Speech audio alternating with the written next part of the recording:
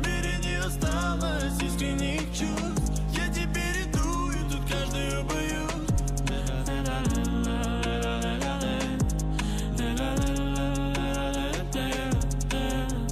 Это несчастье, тут все погасло. Это несчастье, несчастье, несчастье. Это несчастье, тут все погасло.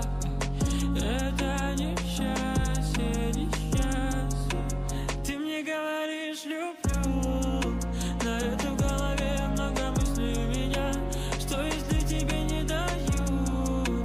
Я не даю то, что хочешь от меня. В мире только полностью и груз. Тебе важны мои деньги, бери мои деньги. Я тебя не люблю. Уходи от меня, не возвращайся сюда.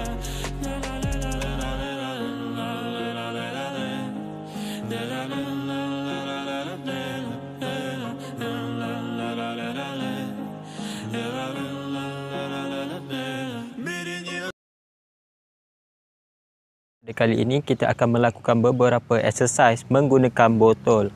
Okey, pertama sekali exercise standing military press. Otot yang terlibat dalam teknik lakuan ini adalah pada bahagian deltoid dengan bervariasi sama ada duduk ataupun berdiri ketika melakukan exercise. Untuk exercise yang kedua adalah front raise.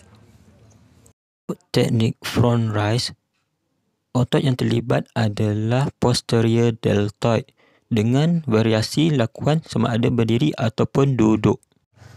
7, 8, 9. Alright. Untuk exercise yang berikutnya adalah lateral raise. Otot yang terlibat dalam lateral raise adalah pada bahagian deltoid dengan variasi lakuan sama ada duduk ataupun berdiri. Exercise yang boleh kita lakukan juga adalah bend over row dengan menggunakan dua botol.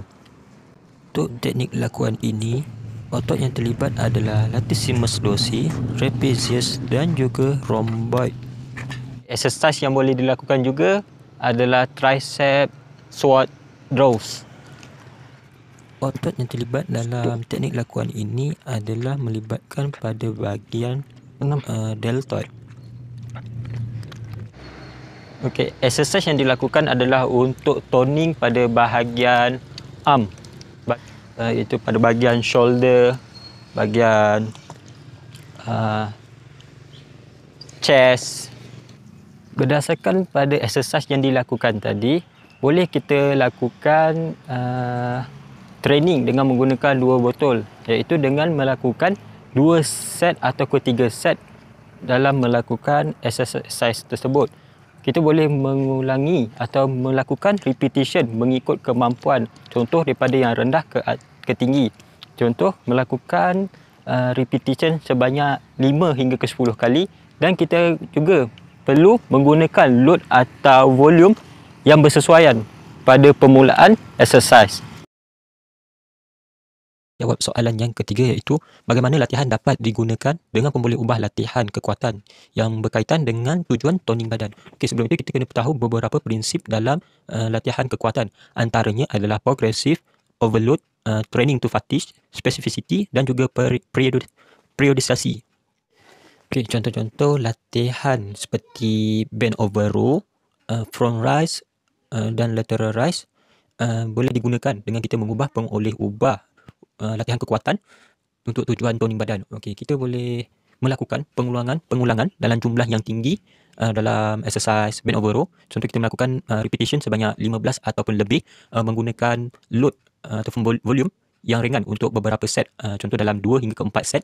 Kemudian kita boleh turunkan berat badan jika kita tidak dapat mengangkat berat yang diinginkan sebanyak 12 kali jika ia terlalu berat. Okey, untuk bulking up ataupun peningkatan jumlah, kita boleh melakukan pengulangan yang rendah terlebih dahulu, sama ada dalam 8 ataupun kurang daripada itu. Contoh exercise yang boleh kita lakukan adalah lateral rise dengan menggunakan berat, iaitu volume ataupun intensiti yang tinggi untuk beberapa set, contoh dalam 3 hingga 5 set. Kemudian kita boleh tingkatkan berat badan jika kita dapat mengangkat berat yang kita inginkan tu lebih daripada 10 kali, sebab disebabkan load ataupun intensiti tu terlampau rendah. Kita juga digalakkan untuk memanaskan badan dengan menggunakan beban yang lebih ringan sebelum mengangkat berat badan yang lebih berat.